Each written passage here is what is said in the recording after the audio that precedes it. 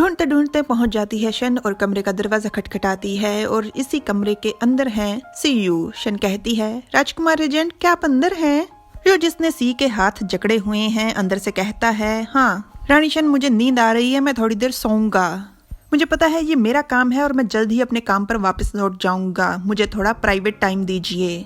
सी मन में कहती है, हे भगवान, अगर रानी शन चली गई तो मेरा इससे पीछा छुटवाना और भी मुश्किल हो जाएगा।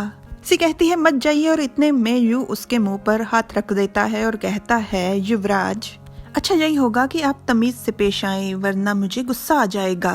दोनों दरवाजों के बीच में पतली सी जगह में से झांकते हुए शन कहती है, राजकुमार रेजेंट, राजकुमार रेजेंट, आप किससे बात कर रहे हैं? क्या कोई और भी है अंदर?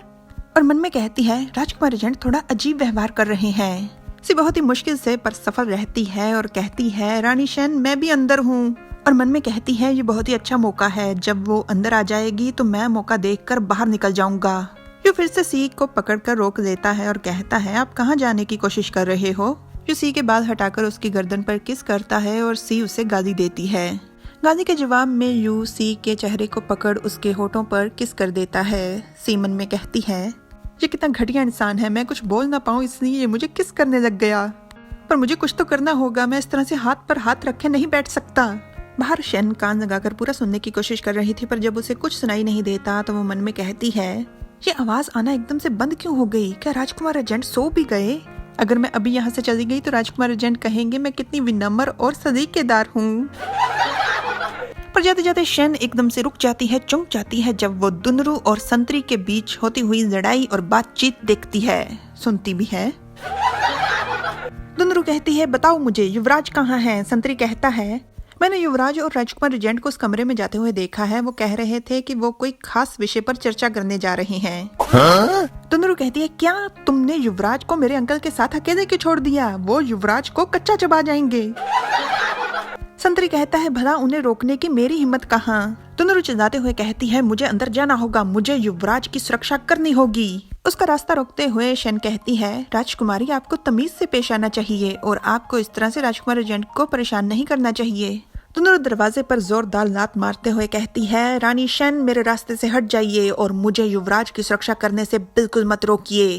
वैसे मुझे कोई रोक सकता ही नहीं, इतनी है ही नहीं किसी में हिम्मत। अंकल आप? जैसे दुनरू अंदर घुसती उसके सामने था ऐसा नजारा जिसको देखकर उसका दिल ही टूट गया। अगर आप उसके गले से झांके तो उसके दिल को साफ तौर पर टूटा हुआ देख सकते हैं, परंतु जब हम देखते हैं तो ऐसा कुछ था ही नहीं। फिर से अपने दांतों से रुमाल फाड़ने की कोशिश करते हुए आंखों में आंसू भरकर शन कहती है, राजकुमार रेजेंट, आपने तो कहा था कि आप सोना चाहते हैं, तो फिर युवराज इस कमरे में क्या कर रहे हैं? जो हंसते हुए कहता है, मैं और युवराज यहाँ पर खास विषय पर चर्चा कर रहे थे, हम लोग थक गए तो हमने सोचा कि थोड़ी देर सो जाते हैं, इसमें गलत क्या है? दुनरू गुस्से में जलते हुए कहती है, राजकुमार रेजेंट, आपने युवराज को बहुत ज्यादा परेशान किया होगा। जो कहता है, तो आप ये बात युवराज से ही क्यों नहीं पूछ लेती कि मैंने उन्हें कितना और किस तरह से परेशान किया है? और हंसते हुए मन में कहता है, युवराज, अब आप खुल कर रानी शन और राजकुमारी दुनरू को सब कुछ बता सकते हैं, अगर हिम्मत है तो। सी दांत पीसते हुए मन में कहती है, यू मोरंग बेशर्म कहीं के। दुनरू सी का हाथ पकड़कर कहती है, युवराज, आपका चेहरा इतना लाल क्यों हो रहा है? क्या आप बीमार हैं? सी कहती है, अभी मैं राजकुमार रेजेंट के साथ एक जरूरी मसले पर चर्चा कर रहा था, हमारी थोड़ी बहस हो गई जिस कारण मुझे थोड़ा गुस्सा आ गया। मैं बीमार नहीं हूँ, मैं बिल्कुल ठीक हूँ। दुनरू कहती है, युवराज, मैं आपकी होने वाली पत्नी हूँ, मैं एड़ी चोटी का जोर लगा दूंगी आपकी सुरक्षा करने के लिए। यू कहता है, राजकुमारी दुनरू, इस समय आपकी क्लास का समय है, तो आप यहाँ पर क्या कर रही हैं?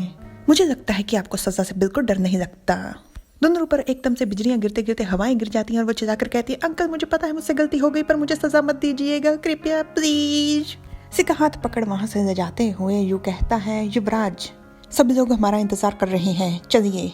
सी कहती है, हाँ ठीक है, मैं समझ गया, पर मेरा हाथ तो छोड़िए। यू कहता है, मैं नहीं छोड़ना चाहता।